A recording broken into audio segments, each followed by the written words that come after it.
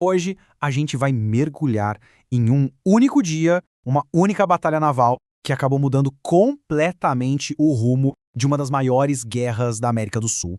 Vamos contar uma história de estratégia, de sorte e de uma decisão de altíssimo risco, tomada ali no calor do momento que alterou o destino de nações. Vamos entender como isso aconteceu. Bom, vamos voltar no tempo. É 11 de junho de 1865. A Guerra do Paraguai está a todo vapor e o controle do Rio Paraná é simplesmente a coisa mais importante daquele momento. É a artéria da guerra, por onde tudo passava. A esquadra brasileira tinha um controle muito forte sobre esse rio. Era um verdadeiro bloqueio, quase um torniquete, sabe? Cortava o fluxo de suprimentos, de armas, de tudo para o Paraguai. Para o presidente paraguaio Solano Lopes, romper esse bloqueio era questão de sobrevivência. Olhando aqui essa tabela, a gente percebe uma coisa curiosa. O Brasil, de fato, tinha mais poder de fogo, navios melhores, mais canhões, mas o Paraguai tinha suas cartas na manga. Eles estavam lutando em casa, conheciam cada curva do rio e tinham baterias de artilharia escondidas nas margens. A aposta deles não era na força bruta, era na astúcia.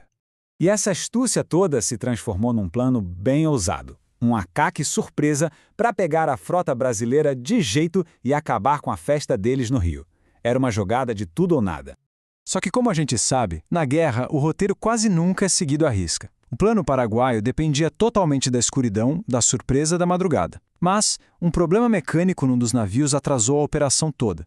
Resultado, quando eles finalmente chegaram, o sol já estava lá no alto. A emboscada virou um confronto direto e a principal vantagem paraguaia, sumiu.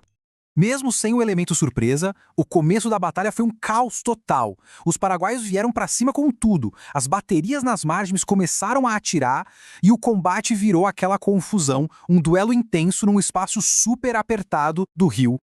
E aí, quando a coisa já estava feia, acontece o que parecia ser o desastre para o lado brasileiro. Um dos seus navios mais importantes, o Jequitinhonha, encalha.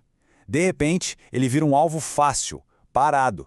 E isso desorganiza toda a formação brasileira, deixando os outros navios totalmente expostos. Olha, nesse momento, a vitória paraguaia parecia certa.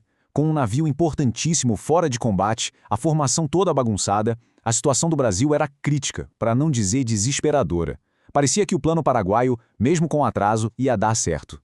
Mas é exatamente aqui que a história dá uma guinada. No meio do caos, beirando a derrota, o comandante brasileiro Francisco Manuel Barroso, a bordo da sua fragata, a Amazonas, toma uma decisão que vai entrar para a história. Abalroar. O que é isso? Basicamente, é usar o próprio navio como uma arma e bater com tudo nos navios inimigos. Pensa bem, numa época de canhões, isso era uma tática quase medieval, extremamente arriscada. Era uma ordem que nasceu ali de uma mistura de desespero com uma genialidade tática impressionante. E o Barroso não pensou duas vezes. Ele virou a sua fragata poderosa e foi direto para cima da frota paraguaia. O impacto da Amazonas contra o navio Paraguari foi devastador. Afundou o navio inimigo. A ação foi tão inesperada, tão violenta, que quebrou totalmente o moral e organização do ataque paraguaio. Em minutos, o jogo virou completamente. O que veio depois da manobra do Barroso nem foi mais uma batalha. Foi, na verdade, uma perseguição. Aquela tática ousada transformou uma derrota quase certa numa vitória esmagadora. Para o lado paraguaio, os resultados foram terríveis. A esquadra deles foi destruída, com navios afundados ou capturados, o comandante deles foi ferido mortalmente e o número de baixas foi gigantesco. A Força Naval do Paraguai, na prática, deixou de existir naquele dia. Esse gráfico aqui mostra bem o tamanho da vitória. A diferença nas perdas é enorme. O Brasil perdeu o Jequitinhonha, sim, mas as perdas do Paraguai foram catastróficas. Foi uma aniquilação da sua capacidade naval no Rio. Do ponto de vista estratégico, a consequência foi definitiva. O bloqueio brasileiro não só estava seguro, como agora era absoluto. O Paraguai ficou completamente isolado, sem chance de receber suprimentos ou navios novos que já tinham até comprado na Europa. A guerra ainda ia durar muito, mas ali, nas águas do Riachuelo, o caminho para a derrota paraguaia foi selado.